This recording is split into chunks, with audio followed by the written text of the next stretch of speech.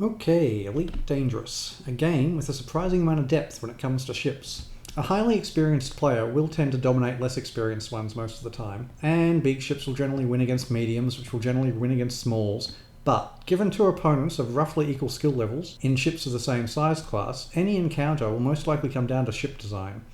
Most non-Thargoid designs I've seen revolve around finding the biggest guns they can and just cramming as many as possible into their build. But if you're after something a little different, maybe you're somewhere in mid-game and don't have access to all the upgrades yet, or maybe you just want to be able to get on with stuff without having to deal with maxed out ships camping and griefing you all the time at all the important locations, then I may just have the build for you. I present my Invisible ship. So, the key to invisibility is staying under 20% heat at all times. It's like that silent running mode that you might have heard of but probably never tried, where you can turn off everything, even life support, and it allows you to slip by station sensors, you'll be invisible on radar. We're doing the exact same thing, except we're not turning everything off. So, as long as we're 19% heat, we will be invisible from a reasonable distance. If they close the gap, they can start to target us, and that's based on our heat versus their scanners. So at 0 heat, we're basically invisible even if we're knocking on the cargo hatch. But the closer to 19 we get, the less of a range buffer zone that we have. So, as you can see with this ship, this is a medium ship by the way, just a Python, because we're designing this for mid-game.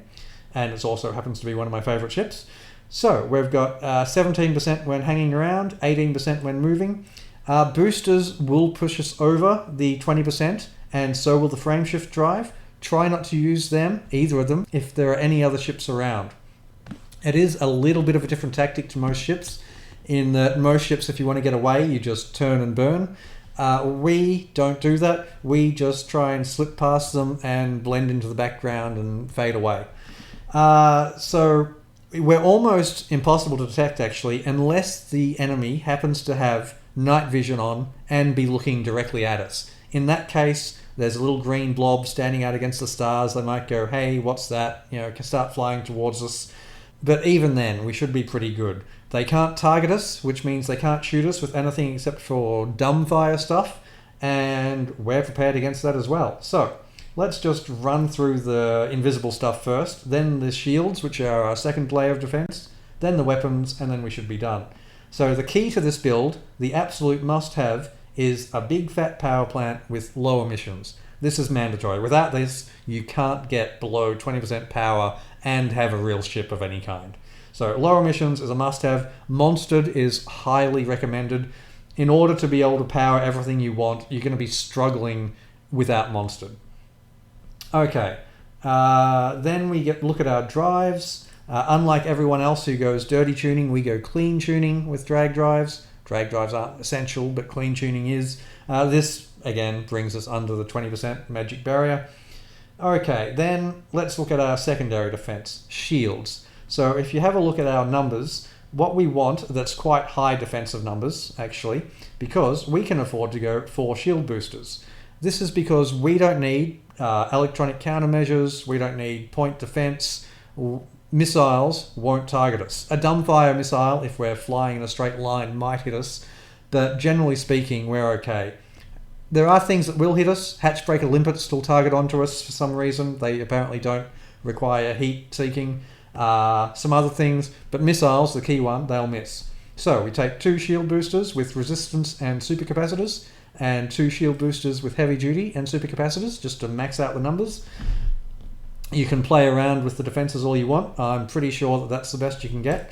The Bi-Weave shield generator with reinforced and fast charge, and the power distributor with charge enforced and super conduits. And this gives our shield recharge a huge boost. We get back masses per second, and it's not for us about soaking the one big hit. It's just about staying topped up at all times, so we're always ready to go. We never need to go back to base with this ship, not needing to restock any sort of ammo. We're using lasers, not needing to restock any point defense or anything like that. We can go indefinitely flying around without having to stop up at bases unless there's a quest or we're doing cargo transfer or something like that. Okay, so that's shields, that's the keys. I take a lot of lightweight stuff, lightweight, heavy plating and deep plating. I'll let you have a look at all the numbers if you want, just in case you're curious. but we are going lightweight on most things so that we can get the biggest jump range we can, very standard. Frame shift drive with increased range, because that's what any sane person should take for any ship. Mass manager, because that's the size of ship we've got. Life support, we're going with a 4D, because that's the most lightweight, and we make it lightweight again. Sensors, again, a 6D and lightweight, because we don't care about them. Fuel scoop, I do recommend the 4. I would like bigger, but 4 is a minimum for this ship.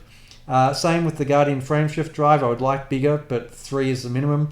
Again, I would like bigger, but I can't bring myself to get rid of the cargo racks. There are plenty of missions like let's deliver 200 tons of gold to the Dweller, or whatever they are. You need a lot of cargo space mid-game to get all the stuff done. So might as well put it all into one ship and never have to go back home. This is the same reason we have a vehicle hangar, just so we can get the Guardian quests done, so we can go farm materials off the crashed Anaconda, all that sort of stuff. I like a detailed surface scanner. I've gone the expensive pre-engineered one. That's a bit of a luxury and quite expensive. Whatever you feel like in this slot, perhaps you would prefer to have a limpet to go around collecting materials after fights. There are plenty of choices. I'm just a surface scan fan of myself. And the advanced docking computer, something's got to go in the one slot, and I just find docking a bit tedious, and I'd rather let the computer do it. Okay, so that's all the basics. What we need to cover now are weapons.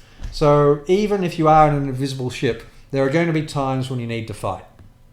Now, normally, if you have a look at the weapon stats that it gives us on thermal, you can see that it's telling us that we're going to be 33 and 54%. That is completely wrong, and that would kill us anyway, because that would destroy our invisibility.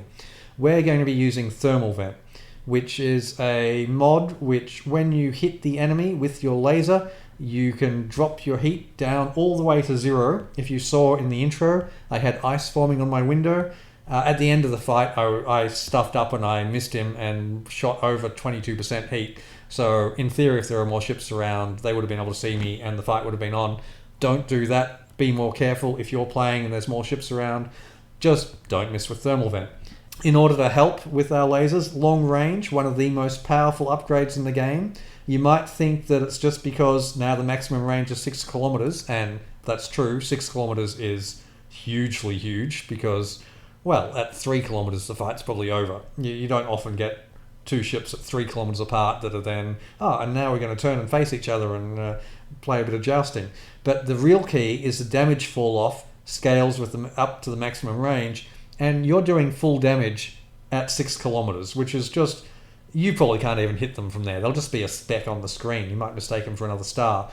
You'll always be doing full damage. Combined with the fact that they can't target us, generally, it should be pointed out that if we're shooting, they can target us. So what you don't want to do is just go head on with another ship. What can happen in these situations is you're firing your beam lasers. Yes, you're on 0 heat, but they're firing something like a weapon that makes your weapon shoot off sideways, and suddenly things just go out of control. And one of the things to get used to with this ship is you get to control the fights. You don't need to fight if you don't want to. If you're 3 kilometers, 6 kilometers away from an enemy ship, you can sneak up a bit closer before you start fighting. They can't shoot you.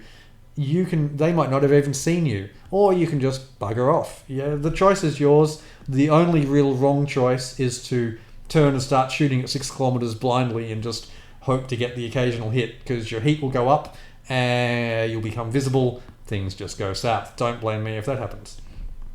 Okay, the last thing to cover, if I just go to here, is power. Now you might notice that some of these numbers are red. That means that with our weapons deployed, they don't work. So just having a quick look through them, we won't be able to frame shift drive away. We won't be able to fuel scoop. We won't be able to use our cargo hatch. We can't send out vehicles, and we can't dock. You'll notice that none of these things are useful in a fight. This is important because it allows us to get the absolute maximum out of our very limited power plant capacity when we need it. If we put our weapons away, we have enough power for everything. That will be way down here. But yeah, when our weapons are out, we get everything we need and nothing more. Setting the module configuration, you might change some of this around. Maybe you think life support is less important than being able to jump away at the drop of a hat with your weapons out. I think that this is the way to do it. Whatever it is, you should definitely set your module numbers to something that you're comfortable with. What that is exactly, that's a little bit up to you. I recommend these figures. Go with your gut. But don't just set them all to 1 and then wonder, hang on, why is nothing working? Why am I suffocating in my own cockpit? It's worth putting a little bit of thought into. It takes all of 5 seconds. Okay, and with that, I think that's everything. If you've got any questions, feel free to leave them in the comments below, and I promise to get back to you before too long. And apart from that, good luck with your own ship designs, and maybe I'll catch you around the Milky Way sometime. See ya.